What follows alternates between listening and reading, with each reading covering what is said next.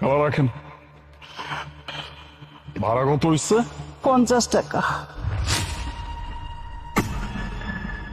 মা, আমার মা রিক্সা চালাচ্ছে, তার হাতে ব্যান্ডেজ।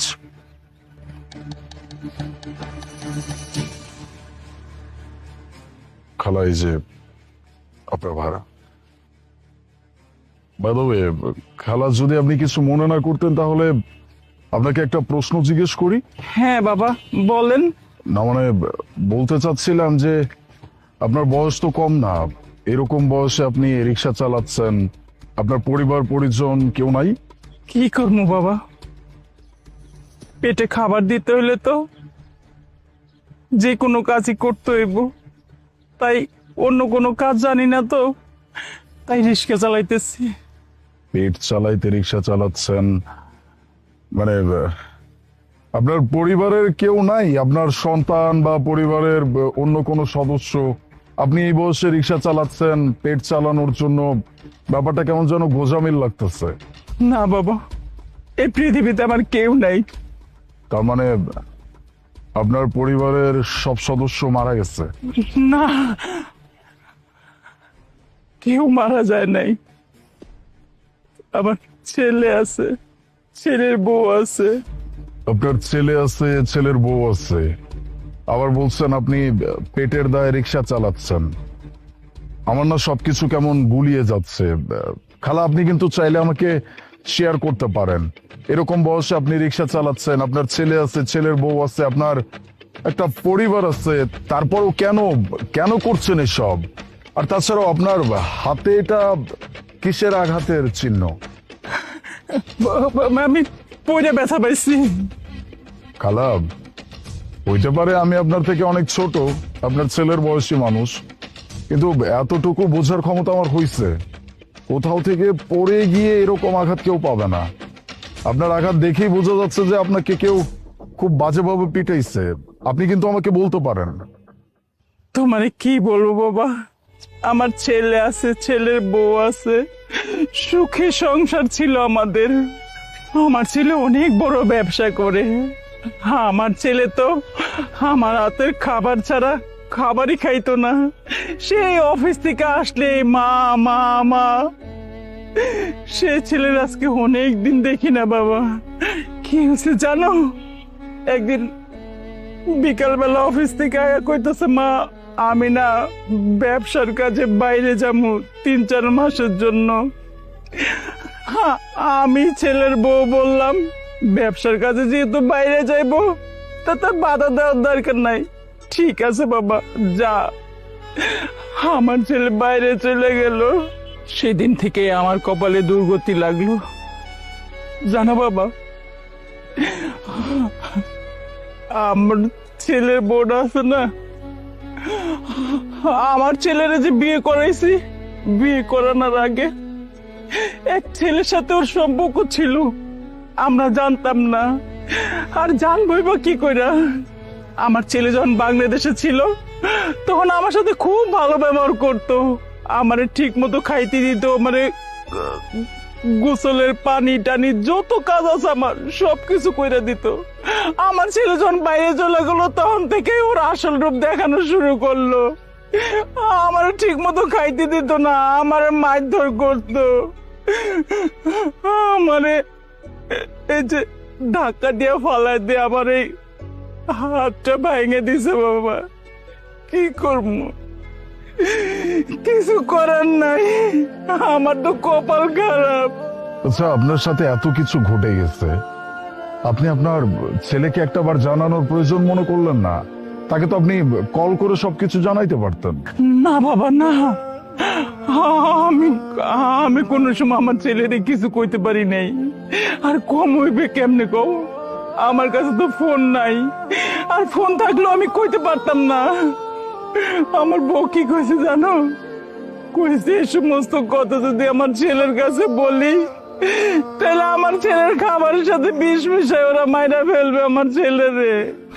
তাই আমি আমার ছেলেরে কিচ্ছু বলি নাই, কারণ আমার ভালো থাকার চেয়ে আমার ছেলের ভালো থাকার সবচেয়ে বেশি জরুরি। কারণ আমার এই পৃথিবীতে আমার ছেলে ছাড়া আমার আর কেউ নাই, কেউ নাই। আপনার ছেলে যদি এখন আপনার সামনে এসে কখনো দাঁড়ায়, আপনি কি করবেন? আমার ছেলের অনেক দিন ধরে দেখি না বাবা। আমি শুধু একটু বুকে জড়াই নে মা, আমার চোখের মনি রে। তোমার ছেলে তোমার সামনে মা। বাজান, তুই?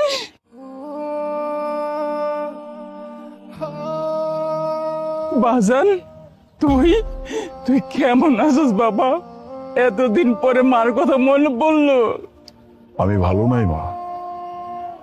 একজন সন্তান তার মাকে যখন এরকম অবস্থায় দেখবে, তখন সেই সন্তান ভালো থাকতে পারে মা? আমি না কল্পনাও করতে পারতেছি না যে আমার মাকে আমি এরকম অবস্থায় দেখতেছি। আমার মায়ের সাথে এত কিছু হয়ে গেছে, আমি কিচ্ছু জানি না। আমি কি জানি মা জানো? আমি যখন বিদেশ থেকে আসছি, আমাকে বলা হয়েছে আমার মা নাকি আমার সমস্ত টাকা পয়সা, সমস্ত স্বর্ণ অলংকার আমার আলমারি থেকে নিয়ে রেখে চলে গেছে। বিশ্বাস করি নাই মা। আমার এক চুল পরিমাণও বিশ্বাস হয় নাই। যেই মা আমাকে এত কষ্ট করে বড় করছে, সেই মা নাকি আমার টাকা পয়সা নিয়ে, আমার স্বর্ণ অলংকার নিয়ে পালাই যাবে, এটা আমি কখনো চিন্তা করতে পারি মা। এখন আমি বুঝতে পারতেছি, আসলে নিজের দোষটা ঢাকার জন্য আমার মায়ের সাথে সব থেকে বড় অন্যায়টা করা হয়েছে। আমি তোমাকে অনেক খুঁজছি মা, কোথাও খুঁজে পাইনি। কিন্তু আজকে আমার মাকে আমি এরকম একটা অবস্থানে দেখবো, এরকম একটা অবস্থায় দেখবো, আমি কখনো কল্পনা করতে পারি নাই মা।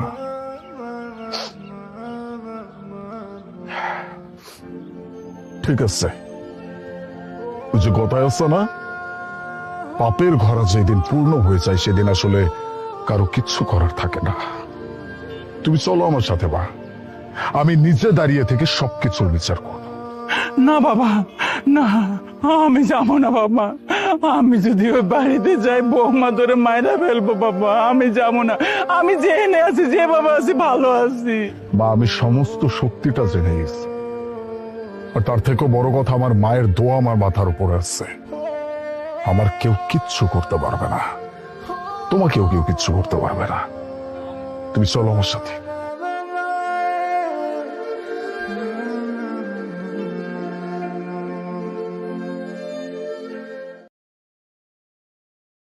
Madam, give me some money. I'm very hungry. Sajid, তুমি দেখতেছো রাস্তার টোকাই মেয়ে ইংলিশে কথা বলতেছে। এই, তুমি ইংলিশে কথা বলতেছো, আবার বলছো তোমার ক্ষুধা লাগছে। আমি ঠিক বুঝলাম না, তুমি ইংলিশ কি করে পারো? Madam, I am an English medium student and I am good at English. কিন্তু আমিও না বাংলা পারি। আমার মামাকে বাংলা ল্যাঙ্গুয়েজ শিখিয়েছে। মোনা, আমার মনে হয় কি জানো, মেয়েটা একটা ভদ্র ফ্যামিলির মেয়ে। হয়তো কোনো একটা রিজন আছে যে কারণে ও এভাবে রাস্তায় ঘোরাফেরা করছে, কিন্তু ওকে কোনোভাবে দেখে মনে হচ্ছে না টোকাই। হ্যাঁ সাজিদ, আমারও না এটাই মনে হচ্ছে। তুমি দেখো এই বাচ্চা মেয়েটা কত সুন্দর করে ইংরেজিতে কথা বলতেছে, ওর প্রোনাউন্সিয়েশন কত সুন্দর। তার মানে নিশ্চয়ই ও ভালো ঘরের মেয়ে, ও রাস্তার টোকাই না। আচ্ছা দাঁড়াও, আচ্ছা মা, তুমি আমাকে একটা কথা বলো তো, তুমি এত সুন্দর করে ইংরেজিতে কথা বলছো, তুমি ইংরেজি কি করে জানো? আর তোমার বাসা কোথায়? ম্যাডাম, আমার কোনো বাসা নেই।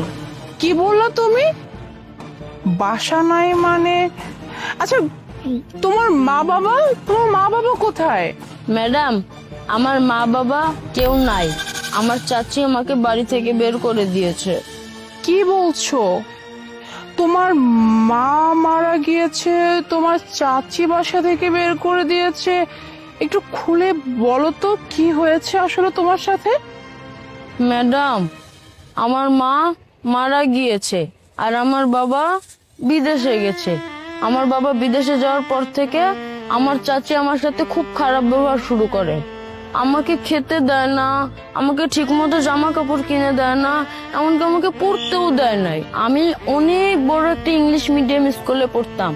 আমার মা আমাকে ইংলিশ মিডিয়াম স্কুলে ভর্তি করাই দিছিল, কিন্তু আমার মা মারা যাওয়ার পরে আমার চাচি আমার পড়াশোনা বন্ধ করে দিছে। আমি আমার চাচিকে যখন বলছি, চাচি তুমি আমাকে খেতে দাও না কেন, পড়তে দাও না কেন, আমি এই সব কিছু আমার বাবাকে বলে দিব, তখন আমার চাচি রেগে গিয়ে আমাকে অনেক মারধর করে আমাকে বাড়ি থেকে বের করে দেয়। আর বলেছে আমি যদি কখনো আমার বাবাকে পাই, আমার বাবাকে যদি বলি যে আমার চাচি আমাকে বাড়ি থেকে বের করে দিয়েছে, তাহলে নাকি চাচি আমাকে খুব মারবে। আমার চাচি যখন আমাকে বাড়ি থেকে বের করে দিছিল, তখন আমাকে একটা কথা বলছিল আমি যদি কখনো আমার বাবাকে পাই, আমার বাবাকে যেন আমি না বলি যে আমার চাচি আমাকে বাড়ি থেকে বের করে দিয়েছে। আমি যদি বলি তাহলে ওরা সবাই মিলে নাকি আমার বাবাকে মেরে ফেলবে। তাই আমি কখনো আমার বাবাকে কিছু জানানোর ট্রাই করি নাই। তারপর থেকে আমি এভাবেই রাস্তায় রাস্তায় ঘুরি।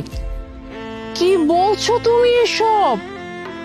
মানে তোমার চাচি তোমাকে বাসা থেকে বের করে দিছে, আর আর বলছে যে তুমি যদি তোমার বাবাকে বলে দাও তাহলে তোমার বাবাকে ওরা মেরে ফেলবে।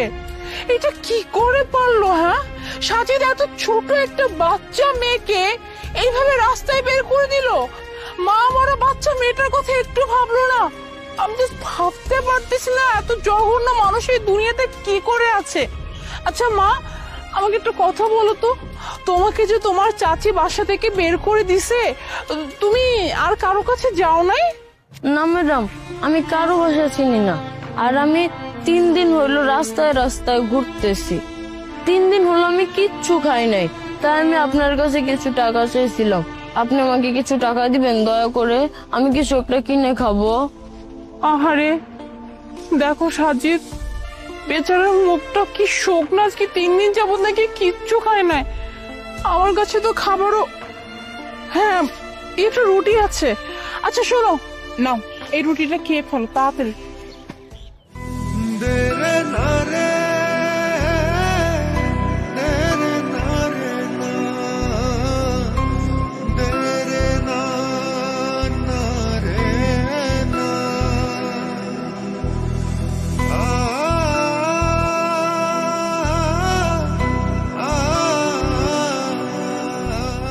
মুনা, আজকে তো আমাদের বিয়ের 3rd অ্যানিভার্সারি, অথচ কি কপাল আমাদের দেখেছো, আমাদের সংসারে একটাও বাচ্চা নেই।